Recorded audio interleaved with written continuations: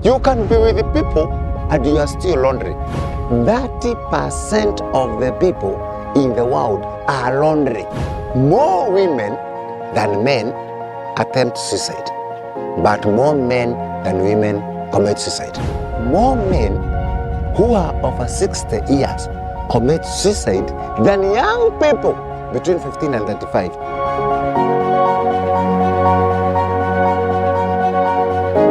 We have always wanted to talk about a very important aspect of our lives and living. And one of the major aspects that influences us and affects us is our perception of life and living. And one of them relates to suicide. Let us first begin with an important perspective. There are two things about life. There are those people who like killing others. That's why we call them murderers. These people would kill somebody. But let us get it straight. Most people who would like to kill someone else, they do not want to die. That's why whenever you notice that thugs or the police are shooting somebody, the person is unhappy and does not want to die. But they would like to kill somebody else. Let us now move from murder to a very important aspect, which is the concern of this video. When someone attempts to take away their lives or takes away their lives, it's called death by suicide. Why is death by suicide very, very important? Why is it an important aspect of our lives and living? Take the statistics. Very worrying. 7 to 9 people out of 10 have ever thought of suicide.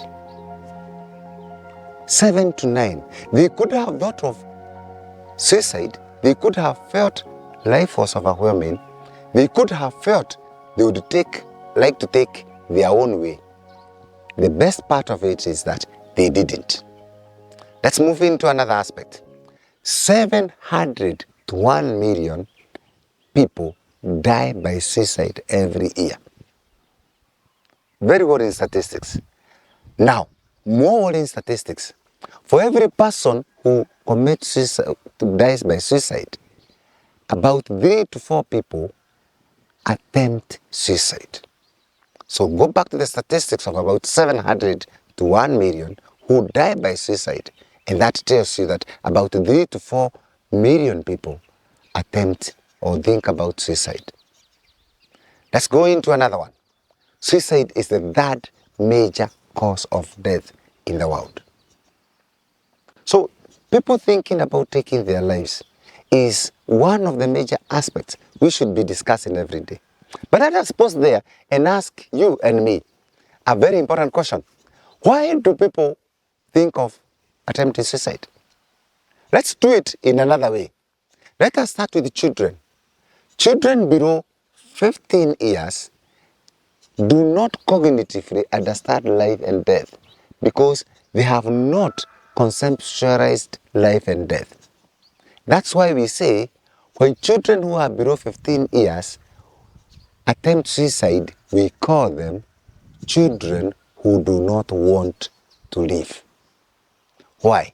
Because they feel life is overwhelming. They feel it is too hard. They believe they can't cope. And that's why they want to die by suicide. Let us move on to the next group. 15 to 35 people. Why do young people between 15 and 35, why do many of them attempt suicide and die by suicide?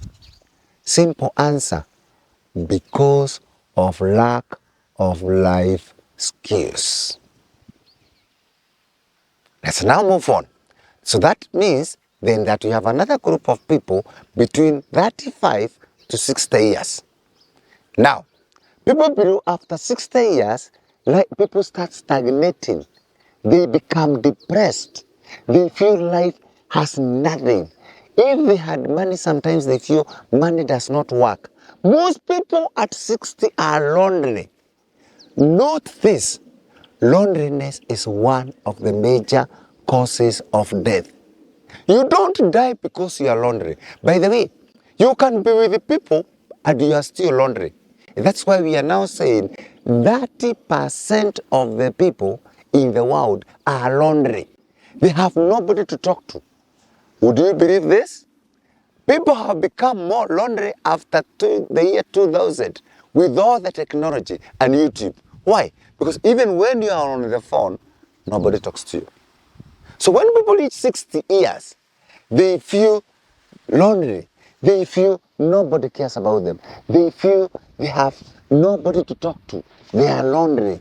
They are alone. So that's another group that commits suicide. So now we have 3 groups. Below 15 years, children who do not want to live. 15 to 35 years, lack of life skills. Now, let's now move to the next group, 60 years and above. Lonely who feel they are stagnating. So one of the causes of why people contemplate suicide is because they feel life has too many challenges. It's overwhelming. They can't cope. For young people, they lack life skills. For older people, they feel that they have stagnated and there is nothing to look forward to. That is where we begin to talk about death, and that is where suicide and death by suicide, and that is where we need to start looking for a solution. We need to ask ourselves, how can we give young people life skills? What are life skills? Life skills is a way of looking at life differently. It's a way of opening up. Like, let us look at some of the quick things that make young people attempt suicide. Relationship. If it is young girls, teenage pregnancy. Why do we make this girl so lonely? She could have made a mistake, we accept. But remember, pregnancy is not a disease by itself. Women becoming pregnant is not a problem. If our mothers are not become pregnant, we would not have been born. So the problem with pregnancy is you should be pregnant at the right time, at the right age, with the right person, with the present and let's call them coherent or enabling circumstances, and because you have made a choice. And then you should be mature enough, not a teenager. And that's why most relationships started and that are committed below 21 years, 70% of them end up in divorce. So these young people need to know, I should not get into a relationship below 21 years because I have not matured. And I have not made a decision. Getting pregnant, getting into a relationship should be a conscious choice that the person must be able to make and make it themselves. Not forced, not coerced. Let us still stay there with young people. Finances. Are we teaching young people how to handle finances, especially young men? How many young men are in debt? Being indebted is one of the major causes of attempted suicide. While we are at it, let's say it this way. More women than men attempt suicide, but more men than women commit suicide. Let's say it again. More women than men attempt suicide, but more men than women commit suicide. Why? Back to where we are. When it comes to a young girl, and she's pregnant, the boyfriend has run away, has abandoned her. The parents are there saying, we don't want you here. And you remember the way the parents put it? I've been telling you, I've been warning you from loitering all over. I've been telling you to stick to this. Be careful. But now you are pregnant and you are alone and lonely. That's why girls contemplate the first thing to take away their lives. Think about this. A woman is seated in her home, very unfortunate. She has 3 children, and she's asking herself, how do I feed my 3 children? That's why more women than men think about suicide. But why do more men than women commit suicide? Because, first of all, of indebtedness, loneliness. But the men are more lonely than women. Even in our own homes, a man can be very lonely because he's not polite to his children, he's not polite to his wife. So they also they don't care about you and they don't know you. So you can become a stranger in your own home. That when men are in debt and they are indebted, they feel like the only way out is to end their lives. That's not it.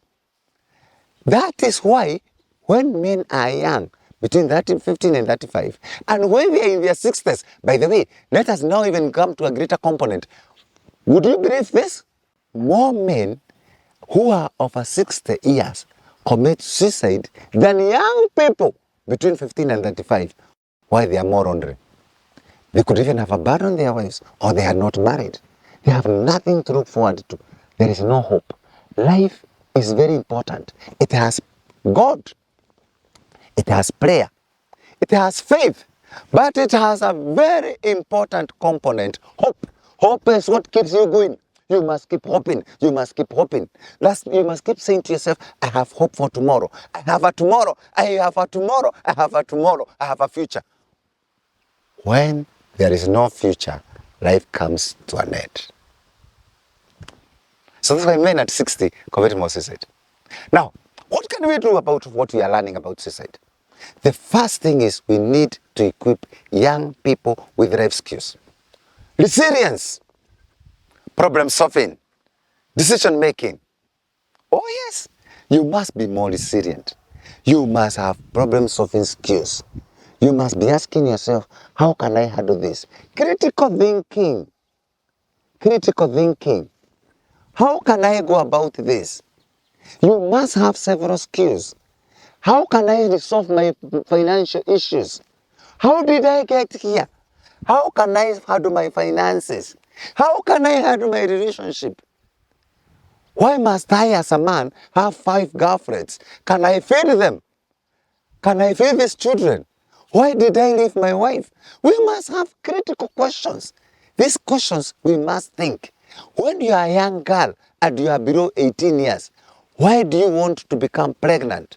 Can you handle the pregnancy? Is the relationship in? Have you discussed this relationship with this person? Very critical issues. That's why many people say when you are between 35 and 60 years like me, you are very unlikely to commit suicide. If I go home and my wife says she's not going to cook food for me, let me tell you, I know a man or a person does not die in 1 or 2 days. So even if I go and sleep, I will not die. But when you are a young man and your wife says, I no longer love you, you start looking for a swimming pool. You start looking for somewhere to jump because of lack of life skills. When you are a young girl and you are pregnant, you have never been pregnant, you have never carried pregnancy, you have given birth and the young man is off. Where do I begin? How do I feed this young baby? How do I feed myself? These are critical questions. So how then can we talk about death by suicide? We must start by empowering ourselves. We must also start by telling people what is it that we can cope with. And we must look at 10 aspects of our lives. The first one is the spiritual. God created us. Your life is not yours. It is a gift bestowed to you by God. You are simply a custodian of that life. So if you are a custodian of that life, you must safeguard it. That's the spiritual. The physical, you must stay healthy. You must stretch. You must look after your life well. Your heart is beating well. You must eat a healthy diet. You must drink a lot of water. You must stay hydrated. You must look at your intellectual functioning. How do I reason as a person? Why am I thinking of ending my life? Is it worth it? By the way, what is this problem that I have? Has it ever existed in this world? Am I the first one to have got into this problem? What about other things? How do you handle your emotions? In psychology, we ask, you keep saying, every girlfriend or boyfriend I get, they reject me, they hate me, this one was toxic. Let's go slowly. All the boyfriends you got were bad. We accept they were all bad. But what is it that you did or you didn't do that could have made these men or these girls leave you? What did you do? What didn't you do? Let's go on to another one. Very important. What is it that you can do so that you can even control your emotions? understand relationship. You have a boyfriend, you have a girlfriend, you have a wife, you have children. There will be areas of discrepancies where you don't understand each other, but you need to also accept each other, just like you want them to accept you. So you've looked at the physical, you need to look at your physical well-being, your spiritual well-being, your social well-being, your moral well-being, your relationship with others. Your spirit, there's also the part of you that tells you how do you interact with others. There is the intellectual, there is the financial, there is the professional. You must look at your life in a whole so that you keep asking yourself, what is it about my life that I need to do and that I can do better? Most important of all, we must have a value for life. It is when you have a value for life that life becomes meaningful. It is when you have a value for life that you keep asking yourself, where am I? Quick look. Your past does not have to define you. You could have made several mistakes. Life allows you a U-turn. The past could be gone. There is the present, but there is the future. And most important of all, we must have a value of our lives. And our lives are meaningful to us because of God, because of ourselves, because of significant others. And we must say to ourselves, we want to live. Not because life does not have challenges, but because we must have hope and we must overcome those challenges.